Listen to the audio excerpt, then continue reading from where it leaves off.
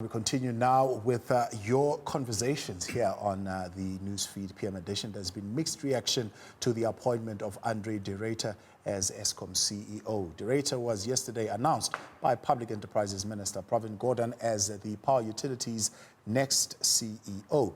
He's currently the CEO of Packaging Group, NAMPAC, and will assume his new role on the 15th of January in 2020. De Ruyter takes over from Phakamani Hadebe, who resigned earlier on this year. For more on this now, I'm joined in the studio by Joffe, financial journalist, Lelo Mdhladhla, independent electricity trader, and Ntozakhe Mthukwane, spokesperson for the South African Federation of Trade Unions. Good afternoon and welcome to you all. Thanks for joining us. Good afternoon. Thanks for having us. Hillary, we'll start with you. Exceptionally mixed reaction to this appointment. One would say, well, it should be expected because he's taking over a tough job. It's a poison chalice.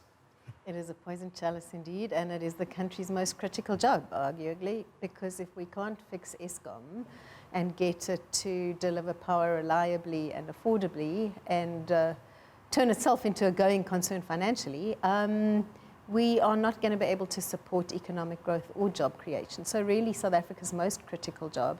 And this was always going to be a controversial appointment. The way it came about, I think, has been rather a surprise. André de Ruyter's name was not on any of the lists. Is it a surprise? Yes. Because there are three names that apparently were shortlisted, but his name never really came up as far as those three names are concerned. Look, well, yeah, I mean, there were in three. Terms of yes, there was a short list of three, and there was lots of, inside info supposedly on who was on the three, and there were a couple of others, but his name never appeared. So either they're very, very good at keeping secrets, which is possible, or something happened in the politics of this appointment at the last minute, and I think that's the concern. And if I can say that, perhaps more of a concern is that it doesn't seem like André de Ruyter has been doing, as it were, due diligence by talking to everyone in the market. The fact that nobody knew that he was up for the job is a concern, maybe only to the extent that he didn't seem to have well, what we would want to know, does this guy know what he's in for? Yes. Has he done his due diligence? Yes. Is he going to last? Or is he going to arrive and say, gosh, I didn't know how bad things were? Yeah. We want someone who is reasonably from the outside up to speed with what the challenges are, is ready to face them, and has agreed with his political masters, the ministers and so on, who appointed him, on getting the space and the support and the independence to do the job that he needs to do. Ntozakhe, bring it in. He doesn't seem to have anybody really advocating strongly for him as an individual, except for, of course, what we are reading from the press release, that there was a process in itself, 142, there was a short list, there were 17, eventually there were 6, and then the board itself then gave these three names to the shareholder, who then put together, it's not cabinet, it's a meeting of some ministers, I think 17 of them, that then went with the favorite of the board. Well, I wouldn't enter the debate or the discussion there, but what we do know is that there were much more qualified, black professionals who have been engineers in Eskom since the dawn of democracy, who were actually approached for this post, but they did not want to take the risk because past executives were dealt with so harshly. True. And now we have a situation where we are recycling dead wood, because if you look at the track record of Ruyter himself, I mean, he has been part of the slaughtering of workers' jobs at NAMPAC. His track record at other companies where he was, at Sasol, hasn't been good also. He has been in the process now of actually selling another division at NAMPAC to the highest bidder. So he is obviously not the best guy. What we were looking at was to get, we are totally non-racial and actually anti-racist. Right. But we believe that there should be, enough capacity from our black professionals who have been there, because this actually is undoing the transformative agenda that was started in So 1990. considering the options that were available, this is what they had to go with. What do you think had gone on behind the scenes to get us to this point? Noom is of the view that this was a compromise candidate of some sort, ticking the box as far as private sector is concerned, and you're arguing that point in whether or not he really is that experienced in the private sector itself. As far as public sector is concerned, we don't really know what experience he's got. Well, there has been a concerted effort to privatize Eskom and to unbundle it in such a way that it becomes profitable not for the people as a whole, but for a few group of independent power producers and the likes. If you look, for instance, the ideology that they are pushing, it continues from the failed ideology of privatization, which was started by the economic and financial trajectory, which started in 1996. All of those have failed. Government is not addressing the real issues that are confronting the country. There is a lot of illicit finances that are currently going out of the country, unrecorded. They are not dealing with that, but now they want to, blame the workers. What we think is that we are shifting our goalposts insofar as our SOEs are concerned, depending on who is holding political power. And I think that is the problem. We know, Lelo, at this particular point, as far as clarity on whether or not he has the requisite skills for what is required at Eskom, well, we're not really clear. What's your feeling? My feeling is when you're recruiting for jobs of this magnitude, you must always start with the end in mind. So from that point of view, if you look at the advertisement that was put out for this position, they were looking for a person with 20 years experience, experience in running organizations of 20,000 employees and more, turnover of 30 billion. So obviously this is a person who needs to have a huge amount of experience. If you look at this particular candidate, he was at SASO for a long period of time. In terms of the organization that he ran, it was 25,000 employees strong. The turnover was around about $11 billion. So in terms of the criteria on paper, he meets the bill. In terms of the other requisite skills they were looking for skills like strong commercial acumen, as well as experience in running large capital projects. So I think in terms of the experience that he has, they did find the right person insofar as that's concerned. However, there are other considerations to look at, like the ones that my colleagues referred to in terms of the transformative issues. So dealing with an interventionist shareholder, but also dealing with a board, at times others are saying it's undercapacitated, and dealing with a state-owned entity really that is in huge amounts of debt. And I'm glad you talked about the board being undercapacitated. In the last statement, or the last sentence of the statement that was released by the DPE yesterday, they actually spoke about capacitating the board and actually strengthening the skill set and ensuring that they have the right people in the right position. So I do think there's a concerted effort being made by the DPE to look at the board and see how they can further strengthen that board to ensure they have the right people who can deliver on the mandate. A lot has been said about his stay at NAMPAC, having come in. I think the company were valued at 29 billion rands. Today we're talking of a company that's sitting at about 5 billion rands in terms of value. The NC task team saying if a black executive had that track record, they wouldn't be appointed in that position. It's actually a very fair point. I mean, the truth of the matter is there has been value that's been lost at NAMPAC, and I think the truth will be or the proof will be in the pudding. So it'll be up to him to prove his naysayers wrong and actually deliver on the mandate that's required. The truth of the matter is that you can only judge a person by their results, and I think that's the latitude that one has to give him to perform and judge him by the results that he delivers upon. Ntozakhe, is SAFTU willing to give the CEO a chance? Absolutely not.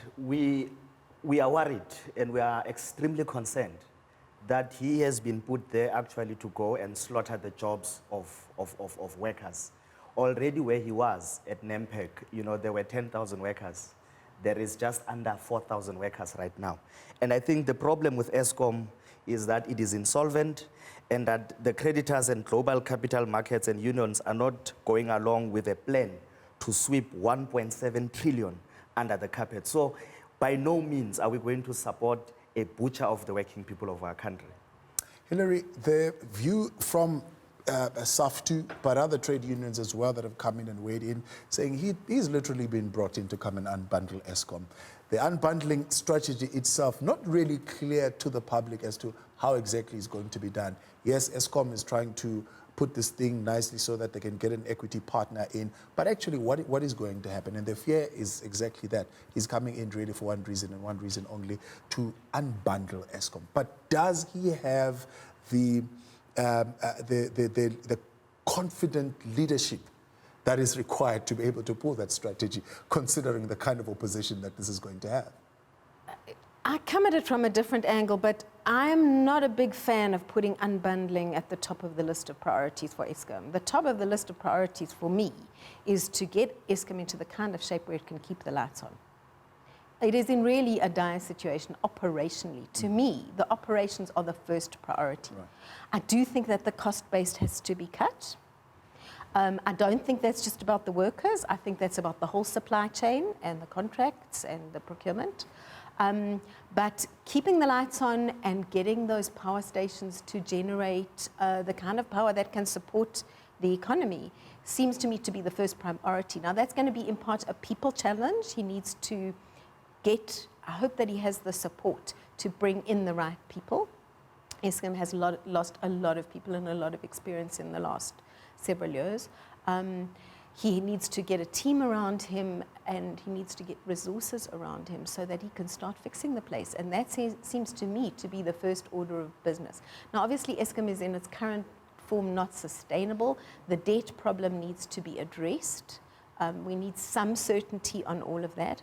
But to me, I would want to hear him talk, getting his head around the operational issues at Eskom and the people issues at Eskom before anything else, and to bring us some certainty, because that is at least the advantage now that we have a permanent leader, we hope, right. After many months of having all sorts of acting arrangements and unstable arrangements. The shareholder needs to give him the space to get his head around the operations and start fixing. Does he have the luxury to do that, though? Looking at the Eskom roadmap that was given by the Minister of Public Enterprises and the timelines that have been set there, it doesn't look like he's got an opportunity to learn on the job. I've been inside Eskom. It consumes you. You don't do luxuries. You are keeping the lights on every day. It is a challenge and a battle every day, and it has been for some years now. That requires a lot of managerial and technical and people skills and a lot of commitment on the part of all involved. And that is really what he's going to walk into. I hope that he can also look at the big picture issues of how are we going to make this place sustainable and viable and right-size its cost base over the short, medium, long term. But first and foremost, he's going to have to deal with the people and the operational issues, and he's going to have to put some distance between himself and his shareholder, such that the kind of interference that really crippled previous chief executives doesn't do the same to him. Zolonke, quickly come in there. The problem that we are having is that, the powers that be are hell-bent on sweeping under the carpet a 1.7 trillion fraud. And then we are calling for a forensic audit to be conducted, because there is a 1.7 trillion that has been swept under the carpet. They are hell-bent on bringing people to head Eskom who are outside the energy expertise, who do not understand. For instance, this fellow, pursued an LLB, and then somewhere along the line, he went to pursue an MBA, and then there are professional engineers who are black there, who understand the background and who understand the transformative agenda. Right.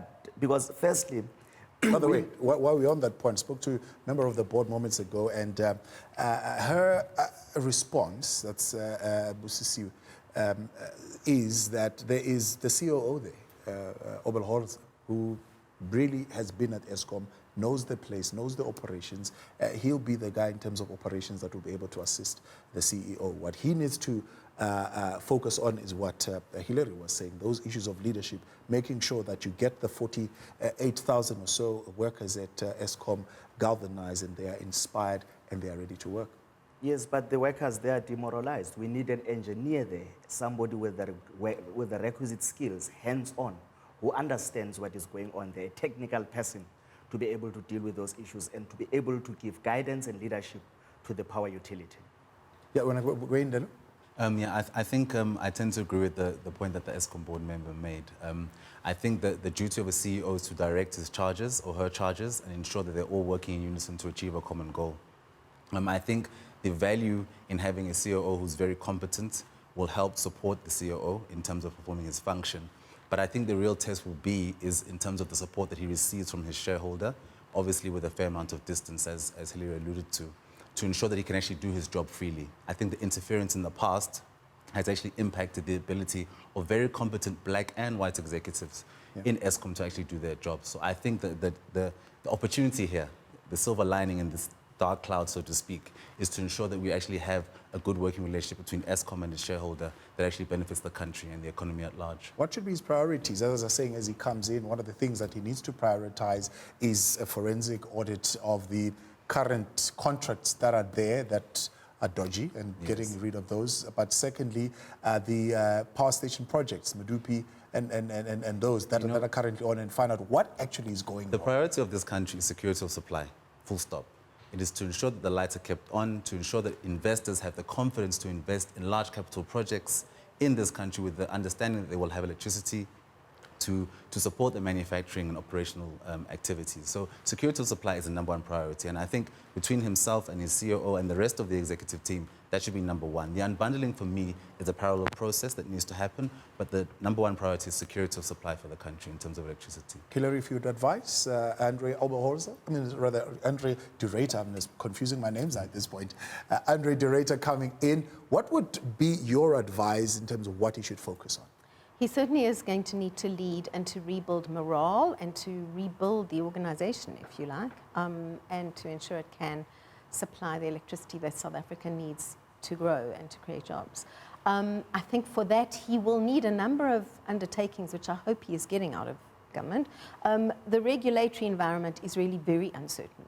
In terms of, are we having independent power producers or are we not? Are people allowed to generate their own or are they not? What is the price path? What is the regulatory model? So regulatory certainty is really sorely needed, and Eskom needs that. It needs certainty about the governance of Eskom and as we've said, the board and the shareholder. It needs certainty about the people. Where are we going with the cost base, the people, the team that is running Eskom. And I think those are the kinds of things that he needs to try and put in place right up front. And finally, it needs certainty about the debt that it cannot afford to service, which is weighing on its whole kind of business model, if you like. And we've had very different messages out of government about what is going to happen there.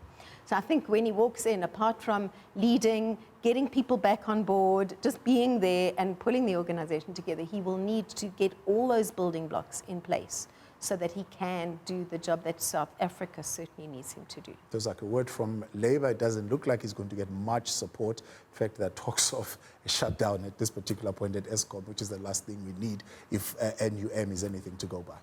Absolutely. We cannot rule out an industrial action. Like tomorrow, we would be picketing in support of the SAA workers at OR Tambo, in support of our members at NUMSA. We know that the debt at Eskom currently is between 450 to 500 billion, which is a cause for concern. The IPPs are also a problem. We need somebody who understands the dictum that people must, people before profits, because having electricity is a basic human right. If you look, for instance, some of the suppliers there, they charge up to 1,000 rand per ton. And then while NERSA itself has, for instance, kept it to 350. So those are some of the issues that we want to be addressed. And of course, the jobs of our people, and also ensuring that people as a whole benefit and have electricity, because that in itself is a basic human right. Let me thank all three of you for coming through this afternoon. I do appreciate it. That is Hilary, Joffe, Lelo Mdhladhla.